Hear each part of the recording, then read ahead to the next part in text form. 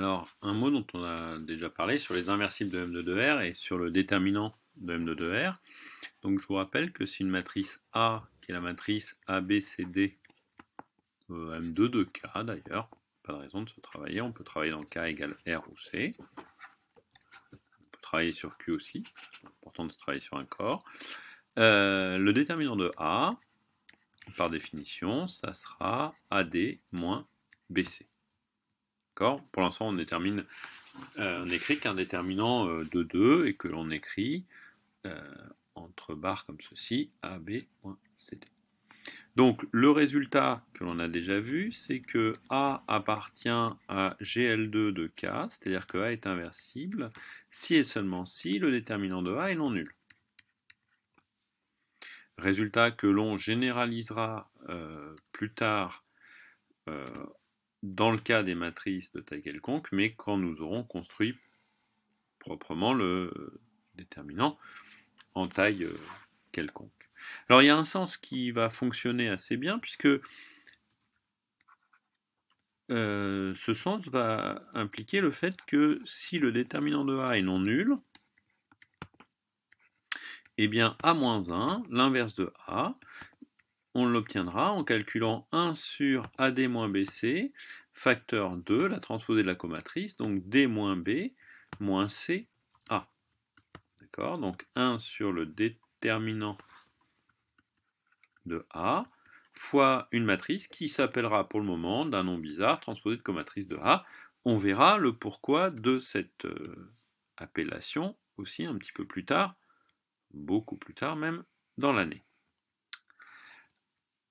Alors, cette propriété dans ce sens-là se montre très facilement, puisqu'il suffit, étant muni de cette matrice, que l'on va appeler dans un premier temps B,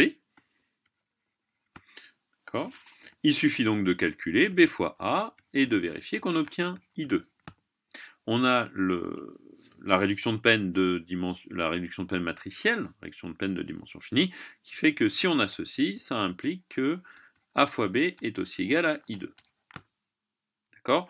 Vous pouvez vérifier dans les deux côtés. Donc une fois qu'on a fait ça, ça montre bien que si le déterminant de A est non nul, puisque cet élément nous donne un inverse, on a un inverse, et cet inverse vaut 1 sur le déterminant de A fois la transposée de la comatrice de A, c'est-à-dire que l'on échange les éléments diagonaux et que l'on met des moins sur les éléments antidiagonaux.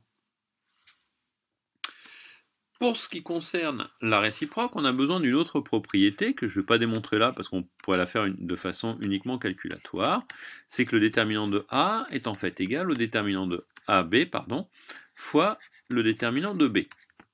D'accord ? Alors pour poser le calcul, je vous laisse le poser avec une matrice A, B, C, D, une matrice B, alpha, bêta, gamma, delta, et puis vous calculez les deux objets et vous vérifiez qu'on a bien l'égalité. D'accord ? Calcul fastidieux, mais pas extrêmement compliqué. Une fois qu'on a cette propriété-là, on obtient que si jamais A est inversible, donc appartient à GL2 de K, qu'on prenne sur R ou sur C, dans ces cas-là, on sait qu'on dispose d'un B, une matrice qui sera elle aussi dans GL2, mais qui est simplement déjà dans L2, telle que A fois B est égal à l'identité. Donc dans ces cas-là, le déterminant de A fois B est égal au déterminant de l'identité, c'est-à-dire le déterminant de 1, 0, 0, 1, c'est-à-dire 1 au carré moins 0 au carré, c'est-à-dire 1.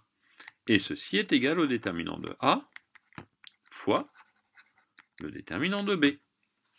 Donc, ceci nous donne bien que le déterminant de A, nécessairement, est non nul. On a bien prouvé que si A est inversible, alors le déterminant de A est non nul. Donc une matrice A de M2 de K est inversible si et seulement si son déterminant est non nul.